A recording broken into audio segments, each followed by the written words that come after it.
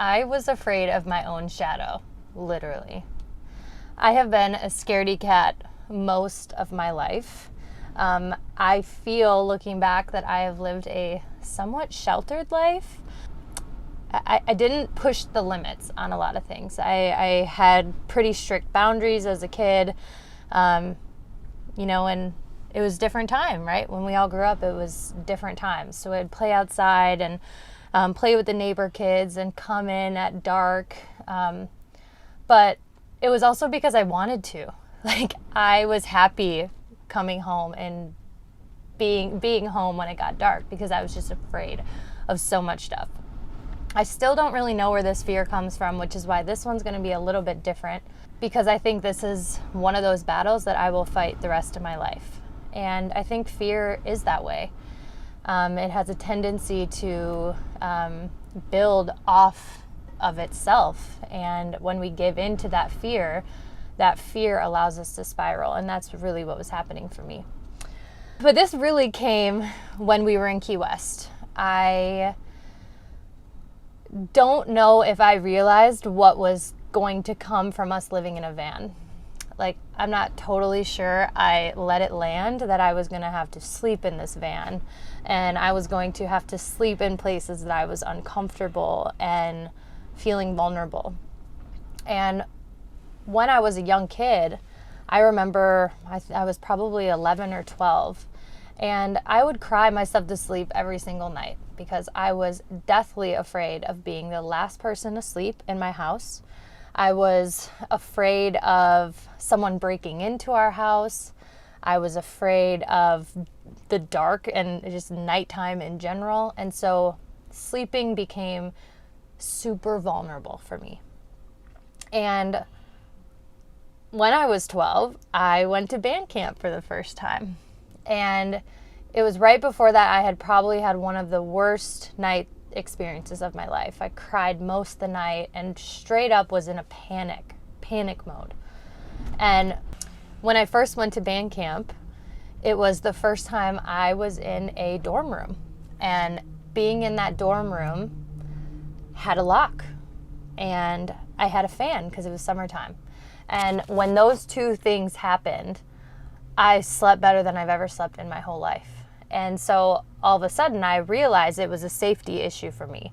And I wanted to feel safe. And feeling safe at that moment was having a locked door. And when we moved into the van, that changed because now I sleep on the street. And I was sleeping on the street in Key West for a while. And we are currently in the desert, and we end up in places that they're unfamiliar, and there's a lot of unknowns. And the unknowns are really scary. They can be really scary. So one of the nights that we were in Key West, we had been there about a month. It was 11:30 at night, and it was the first time that we had moved our van from right outside of our friend's house that we were staying with. And we thought, because we were moving to a quieter street, that it was a little bit less stressful. Like, we both let our shoulders down and we just got comfortable because we had been living on a really busy road, and it was just a lot. And about 20 minutes into probably laying in bed, we had a knock on our window and a flashlight. And it was unbelievably scary. One, because this is our most vulnerable place. Our head is right by our window. We don't really know where we are. We don't really know any of the people that were around. And it was incredibly scary for me. And for 4 days after that, I wouldn't sleep in the van. And that was going to be a problem. The decisions that we had made that led us to this moment were just right in front of our face, and we had to deal with them. And what I had to deal with was my sense of safety, and my sense of safety from the outside on what I felt was safe. And in that experience, I had to learn to trust myself, that I was safe within, and that I could calm myself, and I could calm that fear, and I could help that voice to quiet and soften so that it wasn't so loud. So it's still here, and fear is one of those things that I will battle, but that voice has gotten quieter, and it's not as controlling, and it's not as angry anymore, because I recognize it as a need or a desire for safety, which I think is a very real desire for all of us, you know, to feel safe and secure and at home within ourselves. So. Wow. So to really just go back through it step by step, with step 1, what was that? That was just a sense of safety. And that knock on our vehicle door just hit me of not feeling safe and not feeling complete, and just like feeling like out of control and just like this chaos. It felt like chaos because I didn't have control of that sense of safety. Sure. So moving forward into step 3 with where that came from, is it fair to say that came from a sense of safety? Yeah, I mean, I think safety is one of those things that we learn when we're children, and we learn from experience and behaviors. And, you know, I've always been a very timid and afraid child. So because of that, like, I let that fear build. You know, for example, I remember people that, like, we would go to sleepovers and they'd want to watch scary movies, and like I could not do that. I still cannot do that. I could now, but I choose not to. But so because of that, it was I don't like scary movies and I'm afraid. And so the thought of anytime anyone would even bring something like that up, I would shut that door. I wasn't even willing to try because I was so afraid. So I think this idea, what was that, this knock, it just sparked that desire for safety within me that I knew I'd always had, but I wasn't understanding it for what it was. So I think now that I do, it just helps me to be able to kind of ground myself, even when I'm afraid, even when it's scary. Application and course correction. My first thing that I had to do for me was I had to create a mantra. And that mantra was, I am safe. And every single day, most nights, Corey and I would lay in bed in the streets of Key West, Willie too.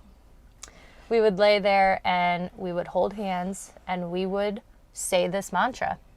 We are safe. We are safe. We are okay. We're happy. We're okay. We're safe. And it was just because we felt that anxiety. So it kind of helped us to kind of remain grounded there. Think through that process, we learned to start trusting ourselves. So when we would pull up to a spot, if we had an uncomfortable situation, we both were willing to just choose something else and not have to sit in that.